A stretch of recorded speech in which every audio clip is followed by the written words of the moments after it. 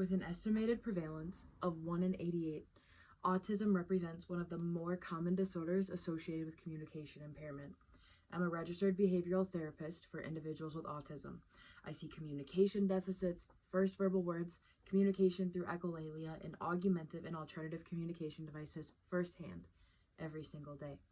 It's important to understand the impact of nonverbal communication and echolalia when communicating with people who have autism. Throughout my speech, I will explain how nonverbal communication and echolalia impact communication and how we can all grow to become better at communicating with an autistic individual involved. First, let's look at how nonverbal communication makes an impact, both on the sender and the receiver of communication involving autism.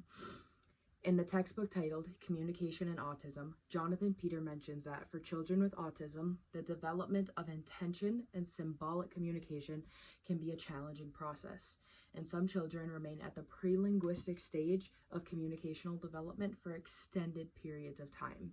This means that for some children with autism, learning to communicate with purpose and using symbolic information can be difficult, and many stay within the early nonverbal stages of development for a long time. During this time, they rely on communicative behaviors that can be difficult for others to understand.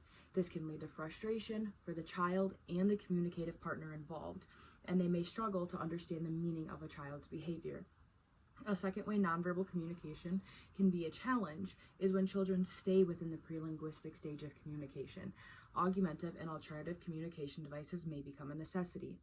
In the textbook titled, Can the World Afford Autism Spectrum Disorder?, Digby Tantum talks about how nonverbal communication conveys information automatically about our social relationships, emotions, personality, and as well as indicates existing levels of rapport or the desire to create rapport. For those using augmentative and alternative communication devices, the time-consuming nature of extensive teaching trials may be of particular concern. Augmentative and alternative communication devices are often utilized to provide the learner with a functional mean of communication in the absence of typical speech development. Autism spectrum disorder significantly affects nonverbal communication. Many autistic children have difficulty using and interpreting essential nonverbal cues, such as gestures, facial expressions, and eye contact. Children using augmentative and alternative communication devices do not get to express emotions verbally and are used to an augmentative and alternative communication device speaking for them. When a neurotypical individual begins using nonverbal cues to communicate, kids with autism can feel frustration and occasionally display inappropriate behaviors. Next, I'll share how echolalia affects communication within autism. First, I want to identify echolalia. Jonathan Peter defines echolalia as the immediate or delayed repetition of speech of another and is associated with autism. Echolalia usually described as a non-functional, self-stimulatory, or stereotypical behavior. Echolalia is defined at the rote or literal repetition of the speech of others.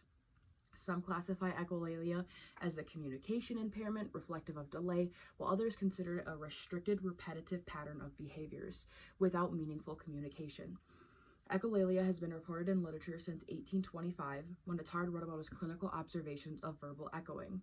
Secondly, I want to share about the clinical standpoint on echolalia and how it relates to communicating with people who have autism.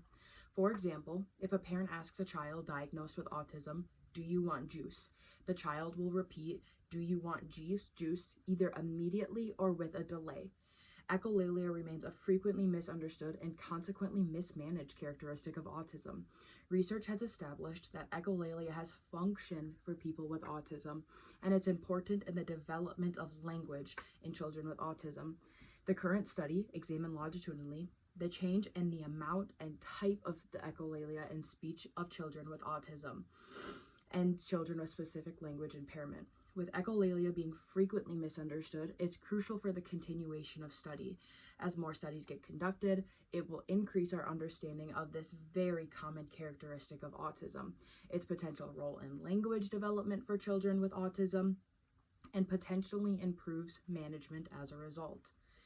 In this speech, I first covered how nonverbal communication within autism is affected, both for the sender and the receiver of a message. Secondly, I covered how echolalia impacts meaningful communication transactions With an estimated prevalence of 1 in 88, understanding autistic communication is crucial for inclusion. It's important to understand the impact of nonverbal communication and echolalia when communicating with people who have an autism diagnosis. Improving our knowledge and understanding of prelinguistic behaviors may help reduce problem behaviors and can inform interventions to support these children to communicate their needs and wants more effectively.